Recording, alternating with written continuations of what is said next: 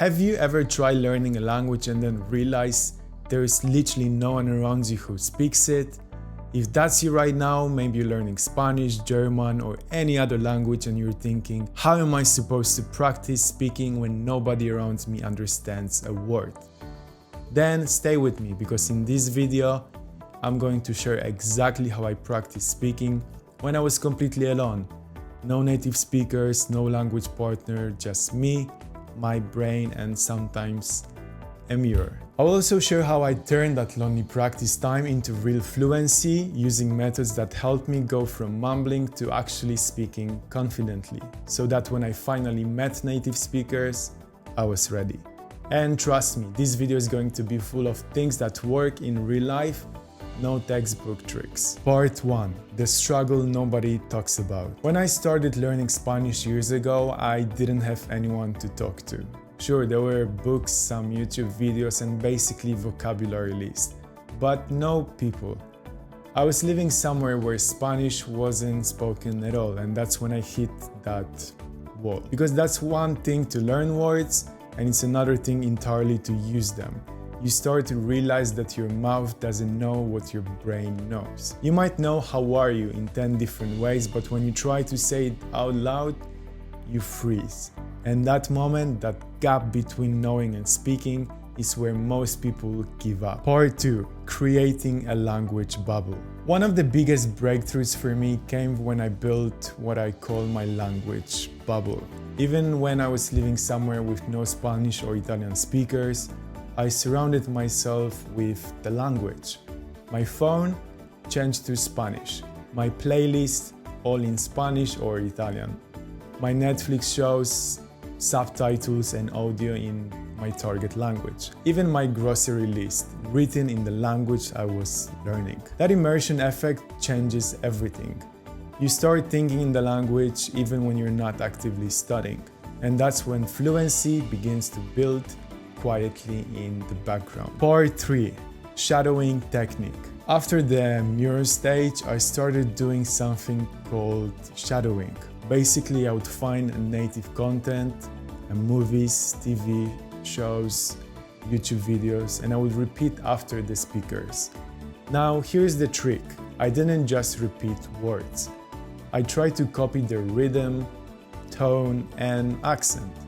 When I was learning Italian, I would listen to interviews or radio podcasts and imitate the way they spoke. Not word for word, but sound for sound. At first, I couldn't keep up. They spoke too fast, too fluidly. But I made a rule for myself. Do not pause the video, just keep talking. That way, I learned how to think faster. And my pronunciation improved way more than it ever did through grammar drills. Sometimes I would even record myself shadowing, then play it back and compare it to the native audio. It was humbling but insanely effective. And the best part, I could do it all on my own. Part 4. My voice notes method. This one is my secret weapon. I started recording short voice notes every day, even before I had anyone to send them to. I would open my phone, hit record, and talk for 1 minute about anything. My day, my plans, something I saw outside. Then I would listen back, note my mistakes, and re-record it. It's like training for a podcast, except you're your own audience. Later on, when I did find native friends online, I already had the confidence to send real voice messages without freezing or worrying about mistakes. It's like you're building your speaking muscle even before stepping into the gym. Part 5. Using social media smartly. Now, here's where I got creative. When I was learning Portuguese, I realized I could use Instagram or TikTok to my advantage. I started following creators from Brazil and Portugal, commenting on their posts, even just few words. At first, my comments were simple, but over time I got into little conversations. Those micro interactions gave me real feedback. And even though it wasn't face-to-face speaking, it made me use the language daily. If you don't have anyone around you who speaks your target language, the internet is your best friend. There are language exchange apps, Discord groups, online communities, all free, all full of people learning just like you. You just have to put yourself out there. Part 6. Talking to myself. So my first real speaking practice came from what I like to call the mirror phase. I used to stand in front of the mirror, look myself in the eye and just talk. It sounds a bit crazy, and I'm sure if someone had walked in on me, they would think I'd lost it. But that was one of the most powerful tools I've ever used. I would describe what I was doing in Spanish. Ahora me estoy preparando un café. Then I would talk about random things. What I wanted to do that day, what I liked, what I thought about. At first it was awkward. I would run out of words. I would make a ton of mistakes, but slowly my mouth started catching up with my brain. I got used to forming sentences out loud, not just in my head. And that's a crucial step people miss. Your tongue and your brain need to train together. So if you're alone, start there. Talk to yourself. It's free and it works. Part 7. The mindset shift that made the difference. Here is something that took me a long time to realize. You don't need native speakers to get good at speaking. You just need repetition, consistency, and courage. When you're learning alone, you have one massive advantage. You can make mistakes freely, all the way.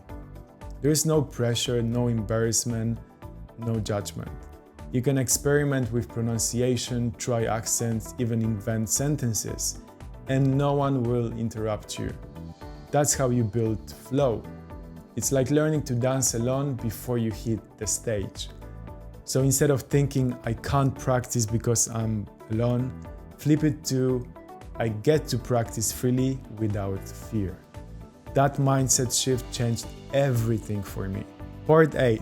What to do when you finally meet native speakers. Now, here's the best part. After all that solo practice, when you finally do meet native speakers, you will surprise yourself. When I first went to Spain after months of solo training, I thought I would freeze, but instead the words just flowed. Sure, I made some mistakes, but I could actually communicate. That's when all those mirror talks, shadowing sessions, and voice notes started to pay off. So my advice, do not wait until you have the perfect environment. Create it. By the time you meet people to practice with, you will already be ready to speak. Part 9. Summary. If there is one thing I've learned is that language learning is not about where you are. It's about what you do with what you have. You don't need a teacher or a city full of native speakers. You just need curiosity, creativity, and consistency. So next time you feel like you're stuck learning alone, remember you're not. You're just training in silence so that one day when you finally speak, people will think you've been practicing with natives all along. If this video helped you, or if you're learning a language on your own, let me know in the comments down below what your biggest struggle is. See ya!